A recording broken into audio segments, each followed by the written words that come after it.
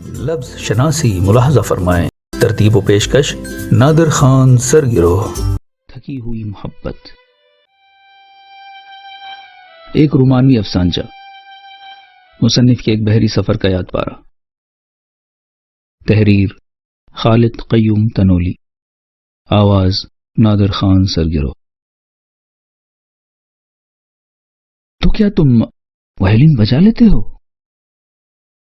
اس نے حیرت نما مسرت سے پوچھا. ہرگز نہیں، میں نے قطعیت سے کہا. کاش میں بھی کبھی ایسا وائلن خرید سکوں. میری ممی مجھے ہر رات سونے سے پہلے بہت پیاری دھنیں سنایا کرتی تھی. اب نہ وہ وائلن رہا اور نہ میری ممی. میں نے دیکھا دو ننھے سے لاچار آنسو اس کے گالوں پر بے اختیار لڑک گئے. اپنے چھوٹے بھائی کے لیے خریدے گئے اس خوبصورت ترین وائلن کو میں نے اسے تھمانا چاہا اور کہا، مجھے اچھا لگا تو خرید لیا، لیکن میرے کام کا نہیں، تم لے لو. اس نے بے یقینی سے میری طرف دیکھا، کچھ بولی بھی نہیں اور وائلن بھی نہ لیا. رکھ لو، تمہارا ہوا، کہا جو ہے کہ میرے کام کا نہیں. مونتے ویدیو کے اس چھوٹے سے ساحلی باغیچے میں ناریل اور پام کے درختوں کے نیچے شام اتر آئی تھی. ہم دونوں ناریل کے ایک خشک تنے پر اسکول سے بھاگے ہوئے بچوں کی طرح بے فکری سے بیٹھے تھے. وہ وائلن کے تاروں پر بہت مدھم اور مدھر انداز میں گز پھیر رہی تھی اور دھن بہت پرسوز تھی، اتنی پرسوز کہ بچپن کے سارے خواب آنسوؤں میں ڈھل کر بہنے لگے.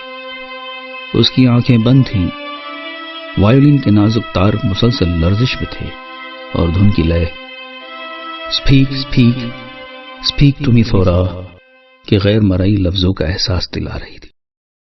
اس کی گرفت وائلن کے گز پر اتنی سخت تھی کہ ہاتھ کی پشت پر نیلی نیلی رگیں ابھر آئی تھیں. ایسی زبردست فنکارہ کہ جس کے فن میں خلوص کا خمیر تھا اور میں درد و سوز کی بھٹی میں جل جل کر راکھ ہوا جاتا تھا.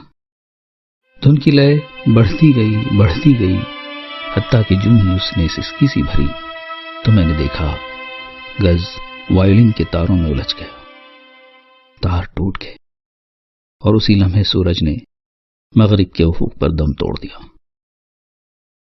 اوہ what an unbearable burden of life. I am tired. اس کے لہجے میں بلا کا کرب اور آنکھوں میں طویل مسافت کی گرد تھی. میری گود میں سر ڈالے وہ متواتر اسی ایک جملے کی گردان کیے جا رہی تھی، گویا دھن مجسم اضطراب ہو اور تاروں کے محبس سے آزاد ہو گئی ہو. اس نے تڑپ کر پوچھا، یہ زندگی ہمیں کس طرح گزر پر لے آئی ہے؟ میں اس کی بپتا کی بجائے اپنے خواب میں کھویا تھا. خواب کی زنجیر میرے پاؤں میں تھی.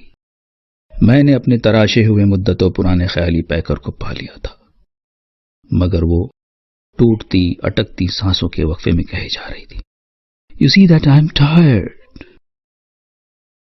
اور عین اسی لمحے جب اس کی آنکھوں کے آبی موتی گالوں کی ڈھلوان پر پھسلنے کو تھے تو میں نے اپنی آنکھوں پر دونوں ہاتھ رکھ لیے.